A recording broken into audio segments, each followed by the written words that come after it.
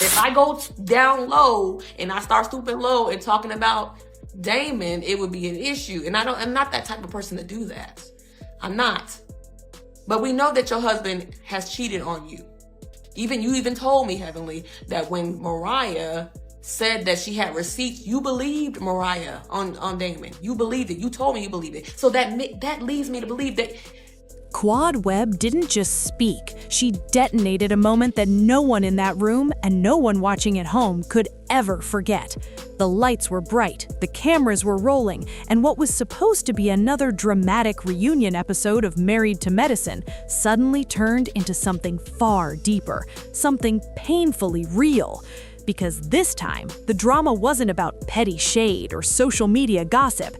This time, it was about marriage, loyalty, trust, and the kind of betrayal that cuts straight to the heart. No one expected Dr. Heavenly Kimes to be the one sitting in silence, holding back tears. Not her, not the woman known for speaking her mind, for laughing through chaos, for always having the last word. But what nobody saw coming was how quickly strength can turn into shock and how fast confidence can crumble when your entire world is questioned in front of millions. Because when Quad opened her mouth and made that accusation about Dr. Damon Kimes, everything changed. And just like that, a friendship that was already hanging by a thread snapped completely. Let me say this. I plead the fifth. okay. But we can never say that based on how somebody looks that they would never cheat. Correct. You don't know who has the ability to cheat. Tammy. And it's not based on Tammy. their looks. For years, Heavenly and Quad had one of those relationships that people couldn't quite define. They weren't always enemies, but they were never fully at peace either. There were moments when they laughed together, moments when they defended each other, and moments when it felt like maybe, just maybe, they understood one another. But beneath all of that, there was tension. Quiet, growing tension that kept building over time. It didn't start with one big fight. It started with small things, side comments, little jabs, subtle shade that people brushed off as just how they are. But in reality, those small cracks were slowly weakening the foundation of whatever friendship they had left. Quad, who has always carried herself with a certain level of confidence and emotional depth, had gone through her own struggles publicly. Her past relationships, her heartbreak, her growth, it all played out in front of the world. And while she was navigating her own pain, she often felt like Heavenly didn't always show her grace. And Heavenly, she's never been the type to hold back. If she had something to say, she said it, loudly, directly, sometimes even harshly. And over time, that honesty, what she calls keeping it real, started to feel more like attacks than truth. Yes or no? He asked a yes or no question. And it's a yes or no. I would say no. Still, no one thought it would go this far. No one thought it would turn into this. Because when the reunion began, it felt like any other. Tension was already in the air. Old arguments resurfaced. People were talking over each other, defending themselves, throwing blame around. It was messy, but it was normal for this group. Until it wasn't. Because then, Quad leaned forward, looked directly at Heavenly, and said something that made the entire room go still. She accused Damon of cheating. Not in a joking way, not as a rumor, not as a question. She said it like it was a fact, and in that moment, you could feel the shift. Even Andy Cohen looked caught off guard. The energy changed instantly. Conversations stopped, faces froze, and all eyes went straight to Heavenly. Talking about my marriage, talking about my body, talking about my endometriosis. What's the obsession with my relationship and what I do? Like, do you want to be my mama? I mean, what is it? At first, she didn't even react. It was like her mind needed a second to catch up with what she had just heard. Then came the disbelief. "What are you talking about?" she asked, her voice no longer strong but shaky, uncertain in a way people had never heard before. But Quad didn't back down. She doubled down.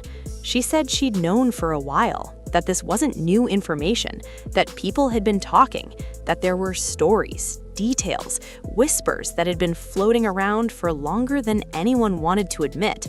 She mentioned late nights, other women, situations that didn't look right. And just like that, something deeply personal became public. Heavenly tried to defend her husband. Of course she did. That's the man she's been with for decades, the man she calls daddy, the man she built her life with. "That's not true," she said, her voice cracking just enough for everyone to hear it.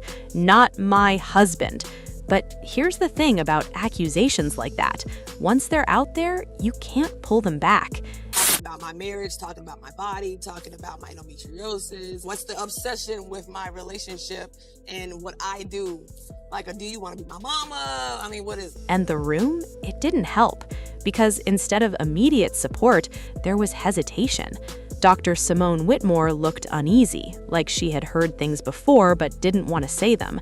Toya Bush Harris raised her eyebrows in a way that made people wonder what she knew. And Dr. Contessa Metcalf, well, she didn't exactly look shocked. And that silence, that lack of immediate denial from the group, it spoke louder than anything. Because now it wasn't just Quad saying it. It felt like something bigger, something deeper. And Heavenly could feel it. You could see it all over her face. The confusion, the hurt, the anger trying to rise but being held back by something heavier, fear.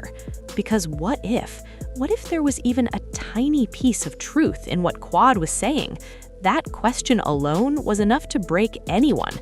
And for the first time in a long time, Heavenly didn't have a quick comeback. She didn't laugh it off. She didn't turn it into a joke. She just sat there, trying to hold herself together while everything around her started to fall apart. Talking about my marriage, talking about my body, talking about my endometriosis. What's the obsession with my relationship and what I do? Like, do you want to be my mama? I mean, what is it? When the episode aired, the reaction was immediate. Social media exploded. People picked sides within minutes. Some said Quad had gone too far, that bringing up someone's marriage like that on national TV was cruel and unnecessary. Others said she was brave for speaking up, especially if she believed it was the truth. But almost everyone agreed on one thing. Heavenly looked hurt in a way they had never seen before. And when the cameras stopped rolling, things didn't calm down. They got worse. Heavenly went quiet. No lives, no jokes, no usual commentary. And for someone who is always vocal, that silence was loud. When she finally came back online, her energy was completely different. She wasn't laughing, she wasn't throwing shade, she looked tired, emotionally drained. I need it. But you know what? It's okay. It's okay. That's okay. You're gonna stick by your man. That is fine. A lot of y'all will. A lot of y'all will, and that's okay. That's fine. Just say that. "I know my husband," she said, her voice soft but firm. "I know who I married." But even as she said it, people could hear the emotion underneath, the pain, the frustration, the need to believe in something that suddenly felt like it was being questioned from every direction. Then came the interviews, and that's when things got even more complicated. Contessa hinted that she had heard similar rumors before. Simone admitted there had been whispers. Toya acknowledged that things had been said, even if she didn't want to be in the middle of it. And just like that, the narrative shifted. Now, it wasn't just one accusation. It was multiple voices adding pieces to the same story. And the internet? It ran with it. Old clips started resurfacing. Moments between Heavenly and Damon were analyzed frame by frame. People started questioning things that had never seemed questionable before. Every smile, every interaction, every little detail suddenly meant something. And Heavenly? She was stuck in the middle of it all, trying to protect her marriage while the world picked it apart. In another emotional moment, she admitted that what hurt her the most wasn't just the accusation. It was the feeling of betrayal from the people around her. "I thought these were my friends," she said quietly, "but nobody had my back." That kind of hurt doesn't go away overnight. Because it's one thing to deal with rumors, it's another thing to feel alone while dealing with them. Behind the scenes, things were just as tense. Reports started circulating that Heavenly didn't want to film with certain cast members anymore, that she needed space, that she was questioning whether being on the show was even worth it anymore. And honestly, who could blame her? Because at this point, it wasn't just reality TV. It was her real life, her real marriage, her real emotions. And while all of this was happening, Damon remained mostly quiet. He didn't jump online to defend himself. He didn't engage in the drama. But he did show up. He appeared with Heavenly at events, he stood beside her, he smiled for the cameras. But even then, people noticed the body language, the subtle tension, the unspoken weight of everything they were going through. Because no matter how strong a relationship is, something like this changes things. It forces conversations that you can't avoid. It brings up questions you might not be ready to answer, and it tests trust in a way that nothing else can. For Heavenly, the emotional toll was undeniable. This wasn't just about public perception, it was about her reality shifting in real time. The woman who always seemed in control suddenly had to face something she couldn't control at all. She started sharing more messages about faith, about strength, about protecting your peace. But if you listen closely, those messages felt personal, like she was trying to convince herself as much as anyone else. Because at the end of the day, no matter what's true and what's not, the damage was already done. The seed of doubt had been planted. And once that happens, things are never quite the same again. But here's the twist. Despite everything, Heavenly didn't walk away. She didn't give up on her marriage. She didn't let the rumors define her completely. Instead, she stood firm. She chose to believe in the life she built, even when the world around her questioned it. And whether you agree with that choice or not, it takes strength, real strength. Because it's easy to fall apart when everything is falling on you. It's much harder to stand still and say, "This is mine, and I'm not letting it go." But the question still lingers. Was Quad telling the truth? Or was this a moment of revenge dressed up as honesty? That's something only the people involved truly know. What we do know is this. One conversation changed everything.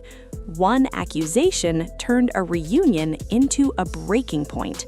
And one moment of truth, or what felt like truth, forced everyone to reveal who they really were. Because when the cameras are on and the pressure is high, you don't just see drama, you see reality. And sometimes reality hurts more than anything else.